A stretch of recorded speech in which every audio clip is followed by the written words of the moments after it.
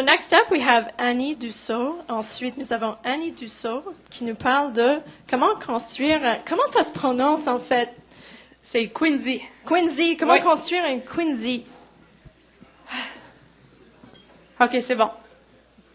Alors, premièrement, un Quinzy, ce n'est pas un igloo. Un igloo, c'est fait de blocs de neige, et oui.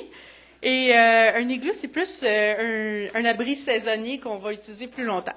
Un Quinzy, c'est plus c'est un abri qu'on peut utiliser pour une soirée en cas d'urgence, s'il y a lieu. Et ça vient, c'est un mot amérindien. J'ai parlé un peu trop vite, alors vous pouvez admirer mon beau dessin que j'ai fait à la main.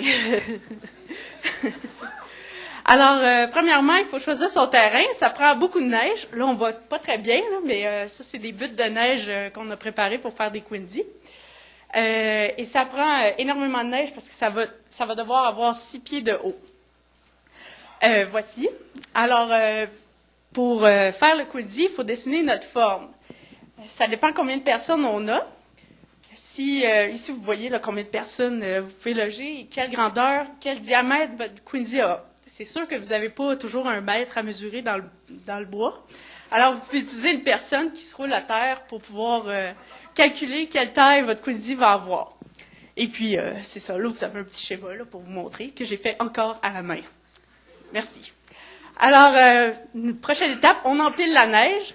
Ça vous prend des pelles, des bras, puis des raquettes. Des pelles pour pelleter, des bras pour aussi pelleter, et des raquettes, c'est pour marcher sur le tas de neige, pour aplatir et que ce soit bien compact.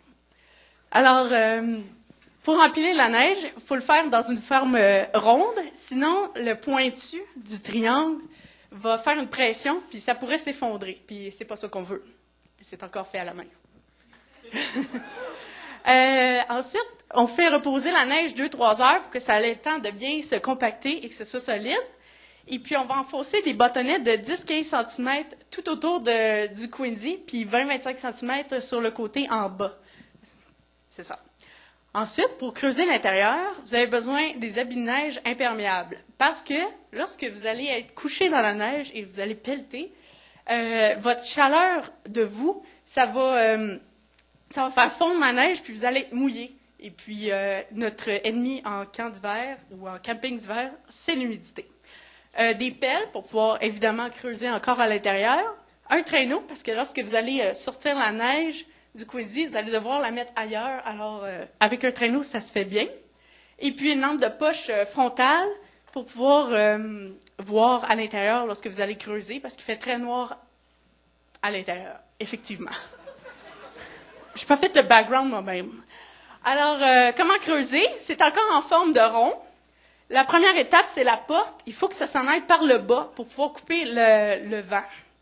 Là, j'ai mis des blocs de neige, mais en fait, c'est des bagages qu'on devrait mettre là pour bloquer l'entrée lorsqu'on dort.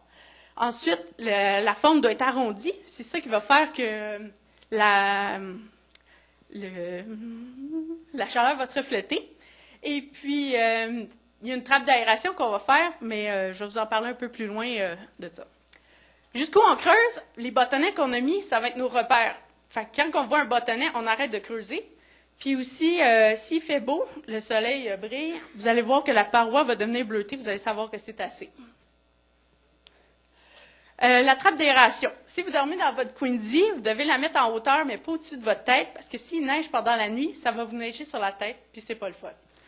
Et puis, quelle grosseur ça a? Moi, j'utilise un manche de pelle, puis je fais juste un trou avec, puis ça fait l'affaire.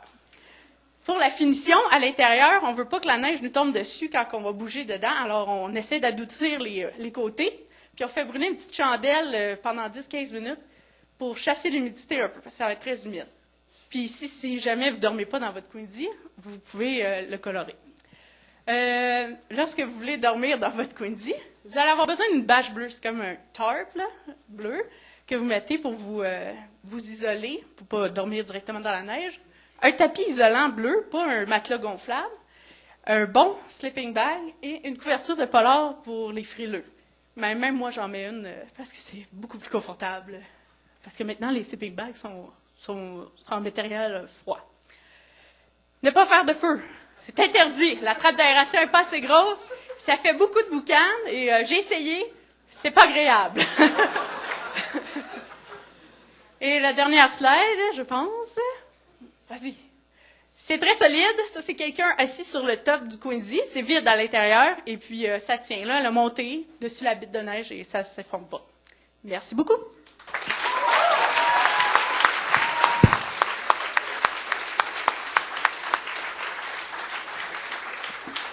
Merci, Annie.